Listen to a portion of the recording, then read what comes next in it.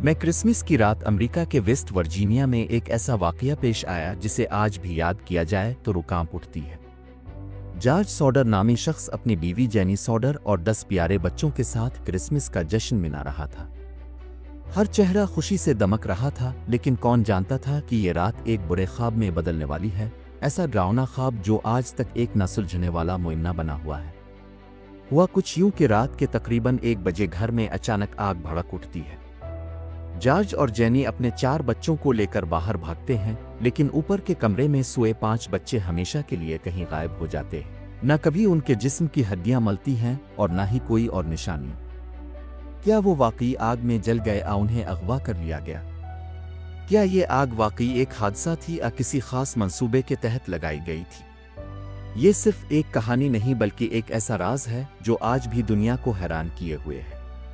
آئیے اس حل نہ ہونے والے معاملے کے ایک پہلو کو سمجھنے کی کوشش کرتے ہیں۔ جارج سوڈر ایک محنتی اطالوی تارکن وطن تھا جو اطالوی آمر بینیٹو مسولینی کا سخت مخالف تھا۔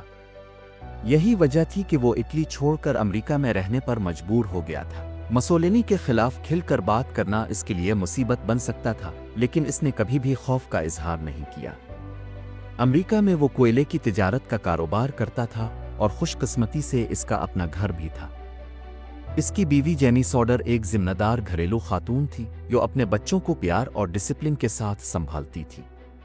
24 دسمبر 1945 کو کرسمس کے دن سوڈر کے بچے اپنے نئے کھلونوں کے ساتھ کھیل رہے تھے۔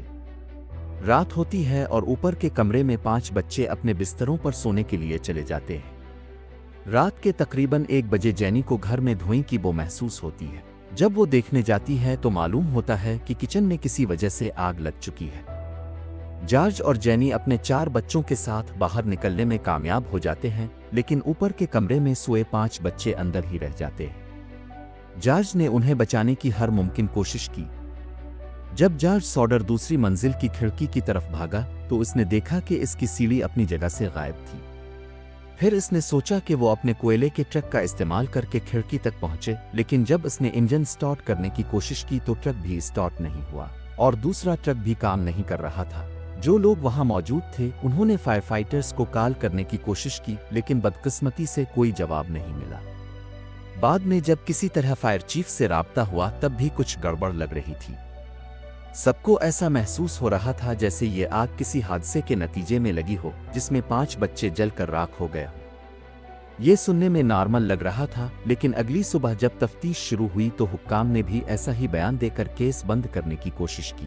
ان کا کہنا تھا کہ آگ لگنے کی وجہ سے بچے جل کر مکمل طور پر راکھ ہو گئے، لیکن یہ بات سب کی سمجھ سے باہر تھی کیونکہ انسانی جسم کی ہڈیاں 1800 ڈگری سینٹی گریڈ کے درجہ حرارت پر بھی مکمل طور پر راکھ نہیں ہوتی، خاص طور پر وہ ہڈیاں جن میں کیلشیم ہوتا ہے جیسے کہ دانت۔ یہاں تک کہ بھٹیوں فرنسز میں بھی ہڈیاں مکمل طور پر راکھ نہیں ہوتی، تو پھر یہ کیسے ممکن ہوا کہ سوڈر کے گھر میں آگ لگنے کے بعد 5 بچوں کی نہ کوئی ہڈی ملی نہ ہی کوئی اور باقیات؟ بعد میں جب مزید تحقیقات کی گئیں تو معلوم ہوا کہ آگ کا دورانیہ اتنا زیادہ نہیں تھا کہ وہ ہڈیوں کو راکھ میں تبدیل کر سکے۔ یہ بات کافی تشویشناک تھی۔ تبھی سوڈر فیملی نے اس تفتیشی رپورٹ کو مسترد کر دیا۔